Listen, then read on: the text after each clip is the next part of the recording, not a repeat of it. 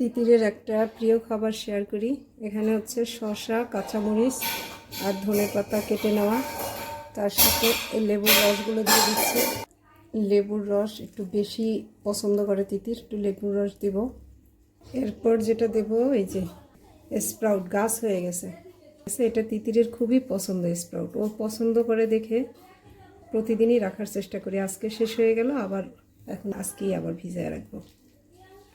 ডালের খোসাগুলো উঠে গেছে, শুধু গাছগুলাই আছে। আর স্প্রাউট কিন্তু খুবই ভালো, প্রতিদিন এই শীতের সিজনে কেউ যদি প্রতিদিন স্প্রাউট তার খাদ্য তালিকায় রাখে তাহলে কিন্তু তার ঠান্ডা জনিত রোগগুলো, সর্দি কাশি, এগুলোতে আক্রান্ত হবে না। অনেকেই মনে করে ঠান্ডার রোগটা আসলে ফ্রিজের জিনিস বা ঠান্ডা জিনিস, ডাব এসব খেলে ঠান্ডা লাগে, তা না। প্রসেস ফুড থেকেই আসলে আমাদের পেটের অবস্থা যখন খারাপ হয়ে যায় তখনই আমাদের ঠান্ডা জনিত রোগে আক্রান্ত হই, ভাইরাসে আক্রান্ত হই। সবগুলো স্প্রাউট নিয়ে নিছি।